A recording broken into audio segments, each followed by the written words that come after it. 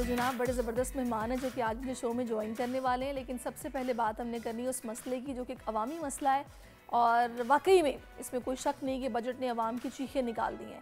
लेकिन महंगाई के हालिया तूफ़ान की वजह सिर्फ बजट में नाफिज टैक्सेस नहीं है, बजट से जो टैक्सेस लगाए गए हैं उससे ज़्यादा अफवाहें फैलाकर मनमानी महंगाई की जा रही है।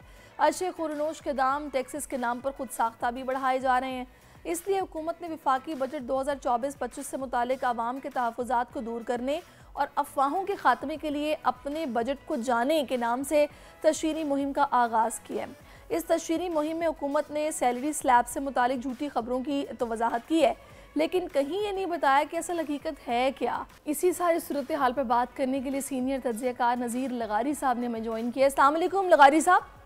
जी वालेकुम सलाम। लगारी साहब बहुत शुक्रिया आपके वक्त के लिए। मुझे ये बताइएगा लगारी साहब कि पहले तो वैसे कभी नहीं देखा कि इस तरह की किसी कैंपेन का आगाज़ किया गया हो कि अपने बजट को समझें, लेकिन जिस मकसद के लिए किया गया है आप उसको किस तरह देख रहे हैं?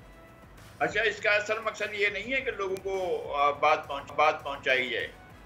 ये अखबारात में जो इश्तिहारी मुहिम चलाई जा रही है, जब सबसे ज़्यादा बूम था प्रिंट मीडिया का, उस वक्त भी तमाम मुल्क के सारे अखबारात मिलाकर भी कभी भी 10 से 15 लाख से ज़्यादा नहीं छपे हैं।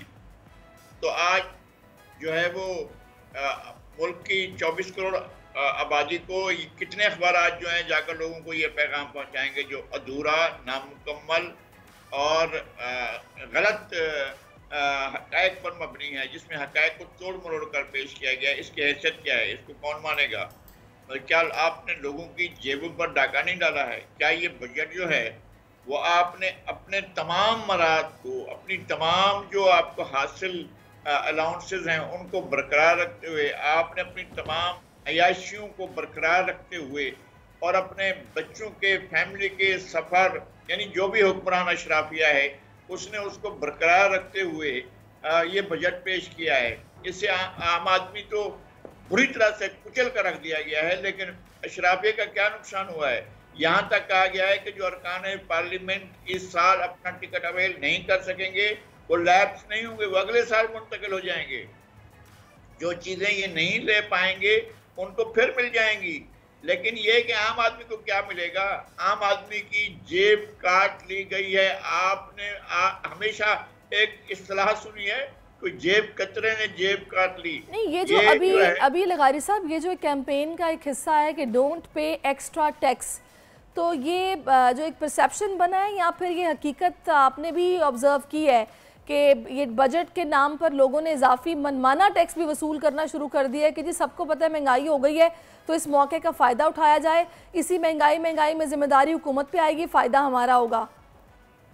हर वो शख्स जो लूट मार में हिस्सा ले रहा है, जो गैर मुतय्यना कीमतें वसूल कर रहा है, वो इस बजट का हिस्सा है, वो इस लूट मार का हिस्सा है। चाहे वो किसी जगह पर बैठा है, चाहे वो दुकान पर बैठा हुआ है, चाहे वो कहीं भी बैठा हुआ है, वो अगर एक्स्ट्रा कीमतें वसूल कर रहा है और हाँ जी बजट आ गया, लीजिए संभालिए, ये उस हुकूमत का ये तरीक़ाकार ये है कि लूट मार आम कर दी जाती है। अब इस मुल्क में चोरी, चकारी, डकैती, कत्ल, लूट मार आम हो चुकी है। वो सफ़ेद कपड़ों में भी की जा रही है, वो दहशतगर्दों के रूप में और चोरों और डकैतों के रूप में भी की जा रही है, और सारे का सारा काम एक ही हो रहा है। अच्छा लगारी साहब, सुनने में तो हमारे भी यही आया था कि 45% टैक्स आयद हुआ है तनख्वाहदार तबके पर, तो अभी ये कहा जा रहा है कि जी अफवाहें, ये ज़्यादा से ज़्यादा टैक्स 35% रखा गया है, ऐसी कोई बात नहीं है। हमें तो समझ नहीं आ रही कि सच कौन बता रहा है। जो बजट पेश करते वक्त हक़ाइक़ सामने आए थे वो हैं, यहाँ पर जो ये भी कैंपेन चल रही है इसमें बताया जा रहा है, इसको सही समझा जाए, क्या कहते हैं आप? जी सहरिश, आपकी तनख्वाह से टैक्स काट लिया जाता है। आप मुझे बताएं कोई एक सहूलत जो आपको हुकूमत ने फराहम की हो। क्या आपको रोड पर चलने की सहूलत है? क्या आपके घर में तमाम औकात में बिजली की, गैस की फराहमी मुमकिन है? क्या कोई ऐसी चीज़ जिसको हम सहूलत कहें, जिसके हमसे पैसे लिए जाते हैं, वो हमको फराहम की जा रही है? अवाम की जेबों पर डाका डालकर उनको कुछ नहीं दिया जा रहा है, सिर्फ हुक्मरान अशराफिया की जेबें भरी जा रही हैं और कुछ भी नहीं हो रहा है, और फिर कर्ज भी लिया जा रहा है। हमारी जेबें गई सो गई, मगर कर्ज भी लिया जा रहा है, और कर्ज खरबों के हिसाब से लिया जा रहा है, अरबों के हिसाब से नहीं, खरबों के हिसाब से लिया जा रहा है। ये तो अंधी लूट मार है और कुछ नहीं होगा। ये सिस्टम चल नहीं सकेगा, ये चीजें इस तरह से चल नहीं सकेंगी। ये ढांचा जो स्टेट का हमने बना रखा है, ये अपने ही बोझ के नीचे दब जाएगा।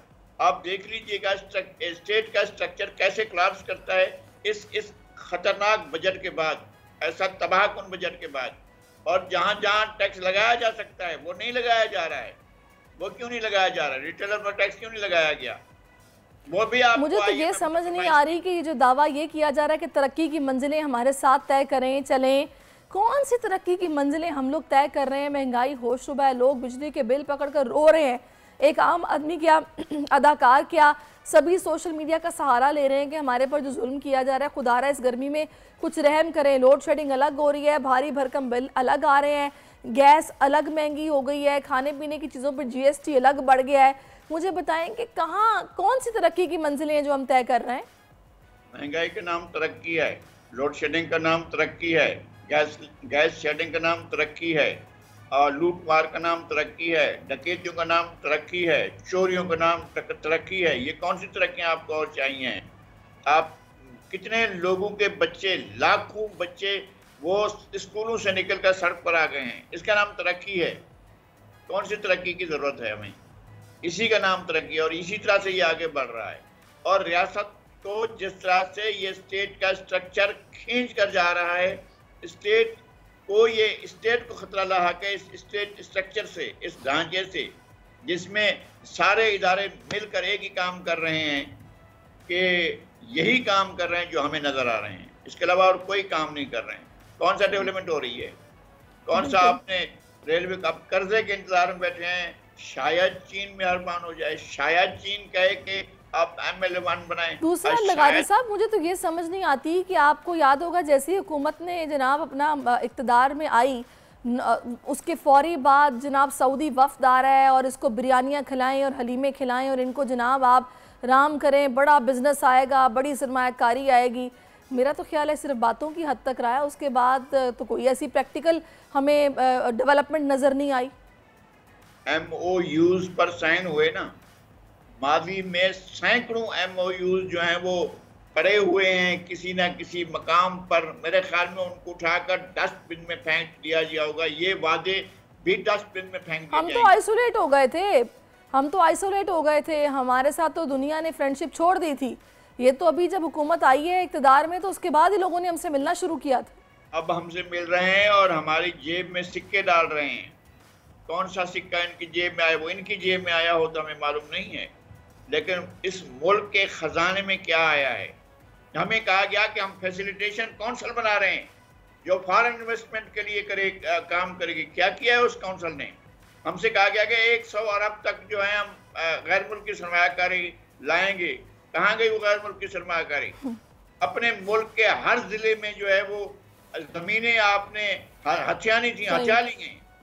वो जमीनें लोगों से ले ली गई हैं।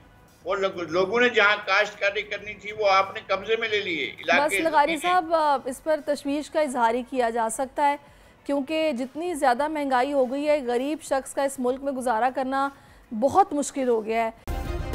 सब्सक्राइब करें और बेल दबाएं ताकि कोई खबर रह न जाए।